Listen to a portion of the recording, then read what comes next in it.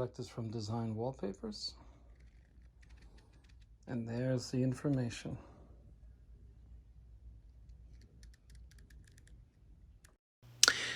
So I was called to replace this sheet of wallpaper right under the cabinet and to the right of it, where the toilet paper is.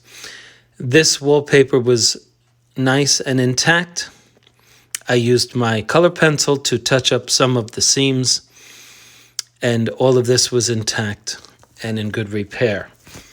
But the sheet coming up just to the left of this door needed to be replaced because there was torque and wrinkles in it, irreparable. So I replaced the sheet. This sheet was okay, and so was the rest of this wall. So when you're removing the wallpaper, you have to be extra careful because the adjoining sheets are set and you don't want to tear the seams. So I'm going to show you how to get the wallpaper down without messing with or damaging the wallpaper next to it on its left or on its right. And that's the point of this video. So let's get to it. A lot of you question my videos and ask me how to do this. So finally, I have an opportunity to give you a video on the very subject, which has generated several questions throughout the last 6 months. Wallpaper removal and patch.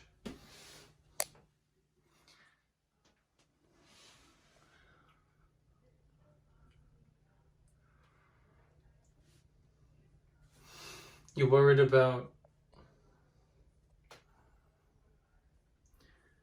the adjacent seam. You only want to remove this piece. I'm here to tell you, don't worry about that seam. It's not going to be affected.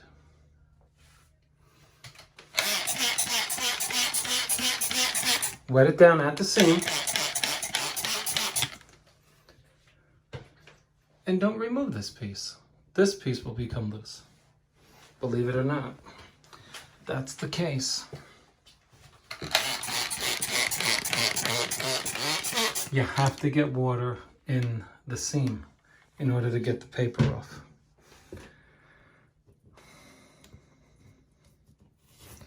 The biggest obstacle, in my opinion, to doing this right is fear.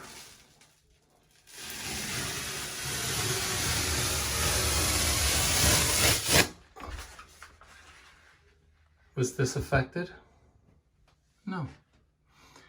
Did we get the backing off? No, it's still there. How are we going to get it off?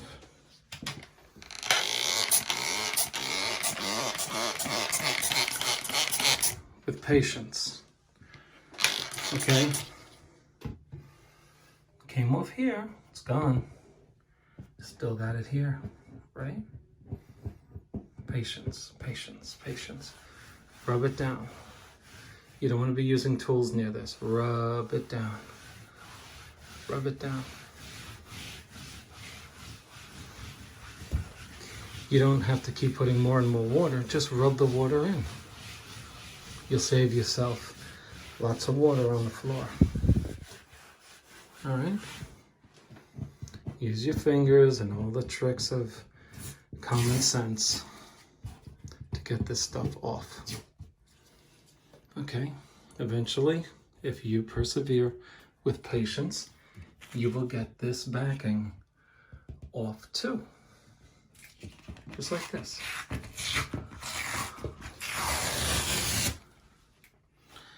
I agree, it's a pain. It's a pain. Nobody wants to do it. But you gotta do it. More water. Rather than let it drip, rub it in. Rub it in, rub it in, rub it in.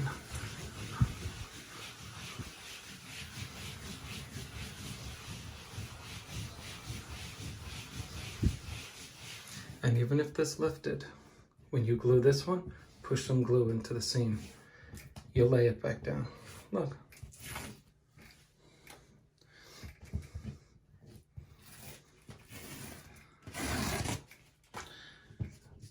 not the only one who can do this.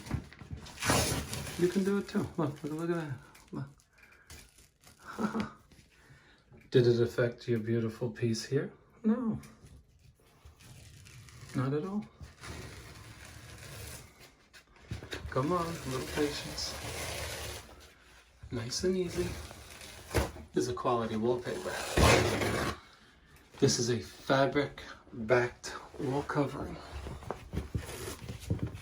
And not every wallpaper is made as well as this. This is fabric here.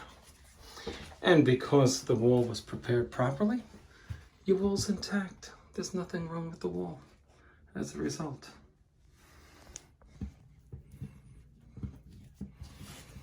Try not to use tools.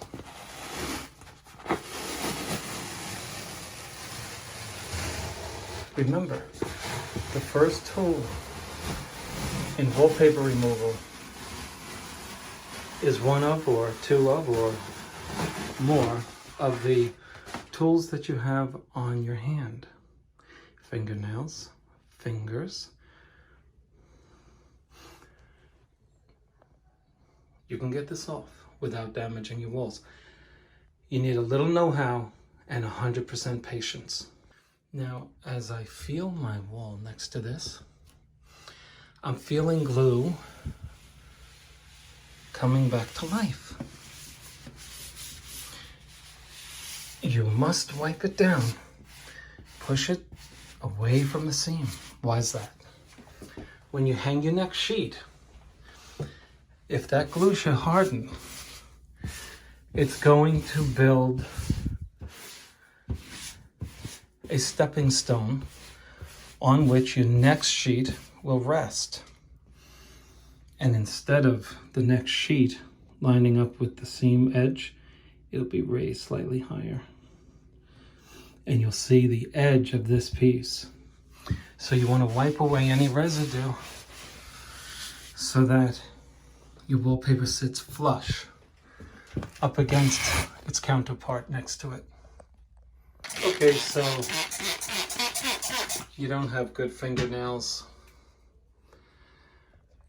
You don't want to use a tool because Spencer said not to. Get one of these. Watch this. Push hard on it. Look what's starting to happen.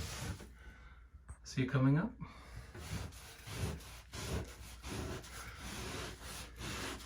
Don't go taking a metal scraper and trying to get this off. Now, if you're working with an impatient person, tell him, tell her to please leave the job. They're not equipped to do this. Impatient people are not equipped to handle wallpaper removal. I'm not joking around. Impatient people will ruin the wall. And your job, if you think about it, if you're the do-it-yourselfer, is to prevent me from coming to your home to do this. Because I'm going to charge you. So I enjoy helping those people who can't afford to pay somebody on how to do it right.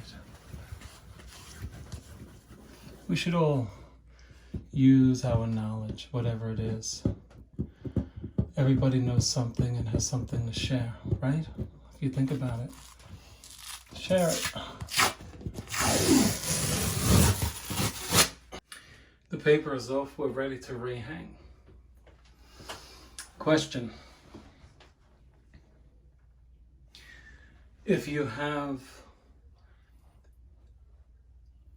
a roll that is not long enough to complete this drop, could you simply put the piece from the crown down to wherever it goes and just splice it? Could you do that here? I wouldn't. Why not?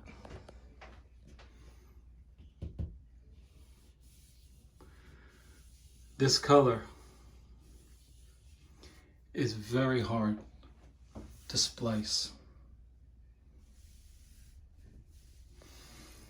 And even if I splice along this pattern here, first of all, it's so intricate to do all of this. You may as well go out and buy yourself another roll, because there comes a point at which it's really not practical to splice. Primarily for the reason that this is too dark, and you're going to see a white seam if you splice this. So with dark colors, I suggest that you put a full length in here. Unless, of course, something was planned to go in the area where the splice would be, like a chair or something like that. So here's our sheet. Here's what I'm going to do. I'm going to accelerate the expansion of the wall covering, okay? So I'm wetting down this fabric. It's highly absorbent. It's a non-woven product with a fabric back. This fabric, I mean, I'm in the sun. This is going to dry in like 5 minutes, literally completely dry. So I'm helping the glue get into the fibers of this fabric by accelerating this. I don't want to be out in the sun too long. Just take a look at it. Watch it dry as after I squirt it. Look right here.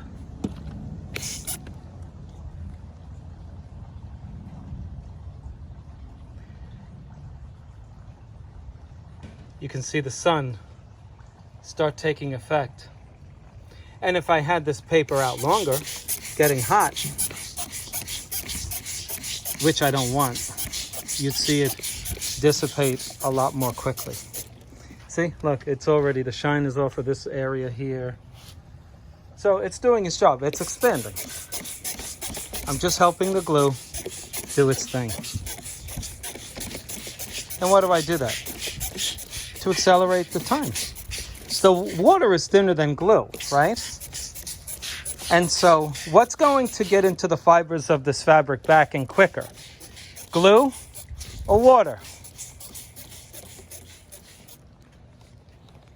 Water, because it's thinner, right? Obviously. Okay, I'm satisfied that I've wetted enough. As I edited this video, I think this part of the video might cause some confusion if I don't explain. This is not pre-pasted. I'm simply putting water on the back of my wallpaper so that I don't have to wait out in the sun so long while the glue and the moisture in the glue does the normal expansion. I'm going to put glue on this in a moment. Let's see.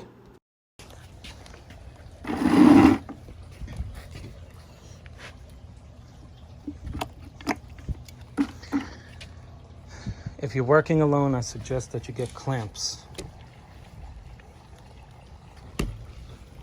For obvious reasons. For the thinner paper,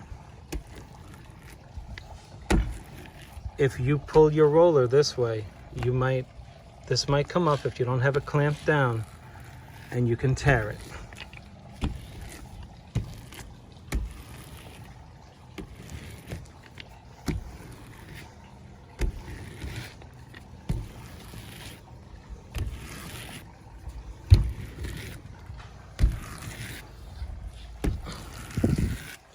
If you're hanging wallpaper for the first time,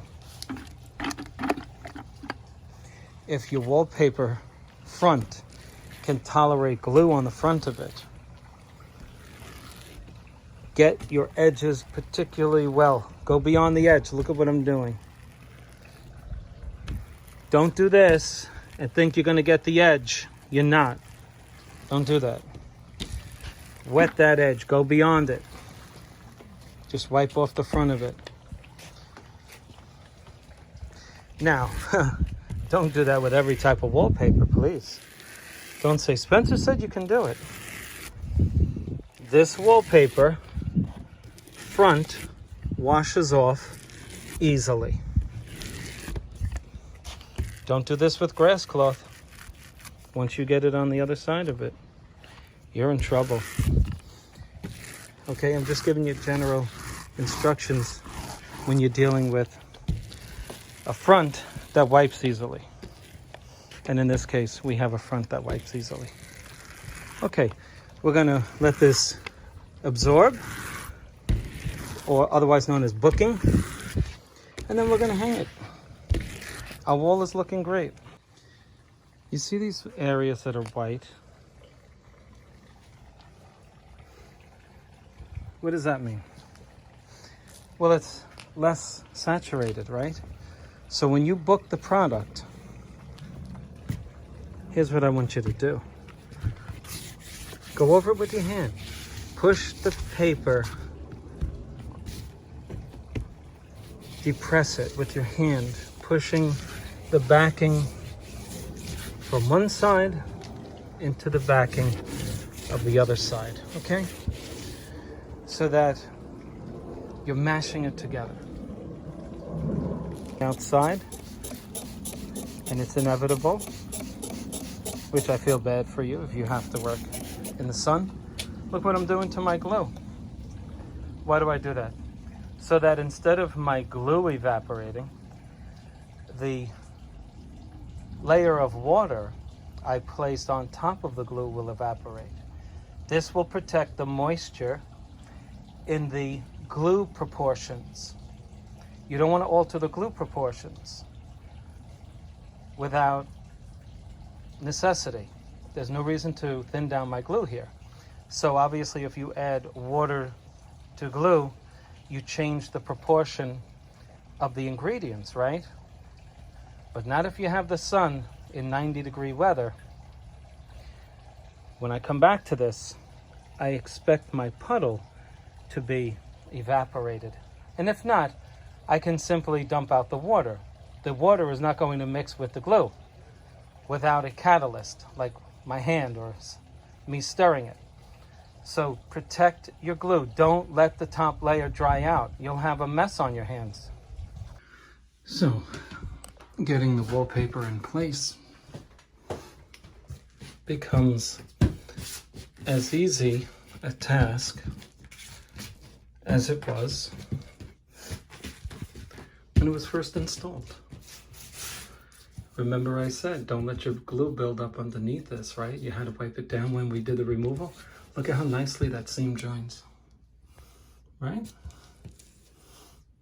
That's what you want. If you let your glue build up, this is what you'd be looking at. Watch this.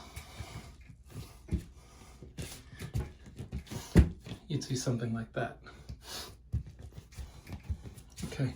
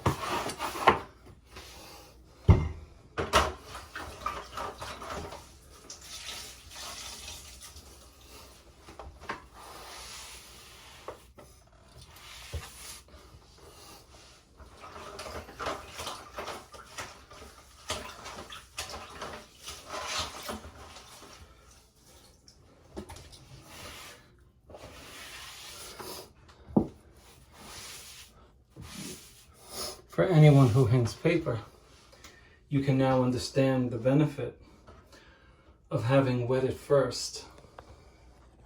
You don't want to be playing games. When you're installing a sheet of wallpaper on a different day from the day on which the initial sheet was hung, especially when you're hanging the sheet in between two. Now I have the benefit of coming to a corner, but as you can see, my pattern is matching up. Now what happens if I didn't soak the wallpaper with water? I run the risk of falling short 1/8 of an inch over there. Can't be playing games with a repair. Can't do it. We need this to meet the wall. Now let's say it expanded too much. No problem. I make it meet in the corner and I pull the rest here and I push it up and I push it down. I get rid of that buckle, which I've demonstrated on other videos. But expanding the wall covering with misting it allows me to have the greatest, affords me the greatest opportunity to reaching that corner. We're only talking about 3/16 of an inch here, but that's a lot when you're talking about dark wallpaper not meeting its destination in the corner. I can always get rid of excess by pulling it toward the middle and pushing that buckle up and down. But I can't fall short. And look how beautifully it meets up. Okay, let me get the rest of this done and we'll take a look at it together.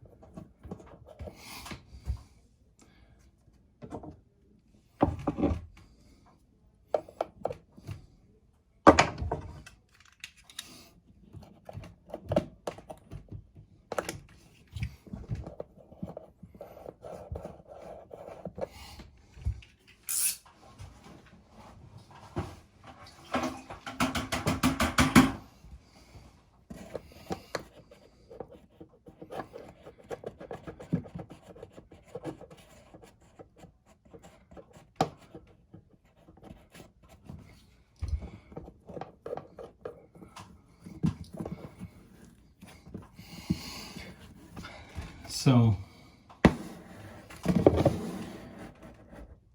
I took advantage of the space between this trim and the wall, and I simply pushed my wallpaper into that space. Now it's critical. Why? This is up in the air. I don't want to see this from the ground level. And you would agree. I have an 1/8 of an inch gap between my trim and the wall. I took advantage of it. Now, if your wallpaper is thin and flimsy, don't do what I did. You'll put a hole in it. You'll tear it. Let's wash that up and make it look pretty.